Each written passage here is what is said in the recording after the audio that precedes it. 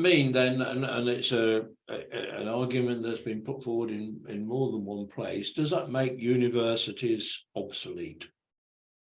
Or does it mean that they're going to change in nature? Will there still be physical campuses that deliver this kind of social development that is so valuable when you go to university?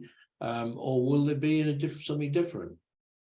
I don't know the answer to that, because we've got to have the debate about what we want people to come out of some education at what point and in what state. That's a different discussion. But the current purpose of universities are dead. You know, lots of kids go to university and get precious little education time, in all truth, and get a lot of experiential time.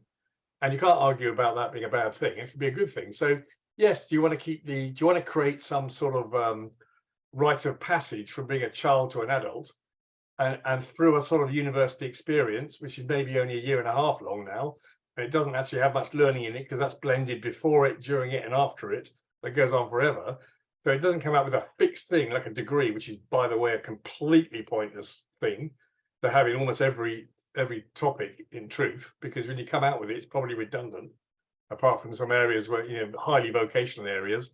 So, you know, we've got to stop thinking in batch terms, to use that old data processing term, and thinking about interactive, real-time, if you like, terms to what we do. So do we need somewhere to go and interact with other people in a way? Yes. Do we want to go and get drunk with them and enjoy life and test life? Yeah, there's some truth in that.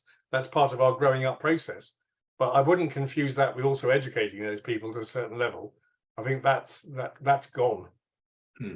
Well, I agree 100% with what we've talked about as the role of education in preparing people for a world which we're very uncertain today. We don't know what's going to happen, and people are going to change jobs many times in their lifetime, so they need different kinds of skills. It's not about acquiring knowledge, but on the other hand, there are certain vocations, shall I say, vocations where human capabilities are likely to exceed what is possible with a robot and AI. And I'm thinking now about things like interior decorators, plumbers, electricians, where it's wholly impractical to replace their skills. So should we perhaps have a slight shift of emphasis to encourage vocational education? Funny enough, when we looked across the high education nations in the world, we saw a high level of a degree attainment, and therefore we wanted to copy them. 50%, if you remember, by a government a few years ago, where people need to go to university. What they failed to recognize is that in some of these countries that we were comparing to, they had technical universities and they had academic universities. And what we did in the UK was we increased the amount of academic content across every topic. So that didn't prepare people. And before that, we had polytechnics that were rather sneered at and looked down the nose at by academic universities. So actually, we had the right answer a few years ago, you know, to have skill-based polytechnics and academic centres of excellence focusing on research and development, which would have been a lovely model. It's a bit like milk carts. We got rid of electric milk floats and put diesel cars in to distribute things, and now we're going back to electric carts. You know, we just got rid of them a bit too early because we didn't look ahead. So, you know, seminal message is look ahead and try and produce reasonable scenarios of what it might look like, and preserve what is valuable or potentially valuable, i.e. don't rip the trams up and then want to put them back in again. Don't rip the railways up, miss the beaching. You know, we might actually want those mass transport systems again, but we tend to throw the old away and bring the new in. My argument is keep what's valuable from the old world, and there are some very valuable components in education, but replace the elements which are knowledge transfer, testing, you know, even motivational. In fact, I would probably argue with you about interior decorators. I mean, there's probably nothing better that a technology could do is make your room appear in 57 different styles and designs. What you can't do is actually do it. So I think that's what you meant. That's the point that I meant. The painters, the decorators, the plumbers retrofitting things inside buildings, that's never going to get, in my opinion, I'd never say this, but you're never going to get machines to replace that. It's just too hard. I agree with that completely. But I think, you know, we've really got to think differently and have the debate. You know, I just don't see the debate. I mean, I read supplements and articles and books on this, but I don't see the ground debate at governmental level willing to challenge really how we do things. And my real feeling is we're running out of time, to be honest, David. Hmm.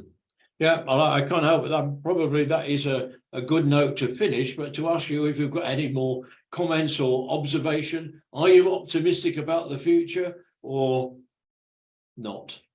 In terms of being my view of the future, I'm massively optimistic. And the only reason for that is it's not being naive, but if you look at every major change in work and technologies, we've always surmounted them. It hasn't always been an easy path, but we've always surmounted them.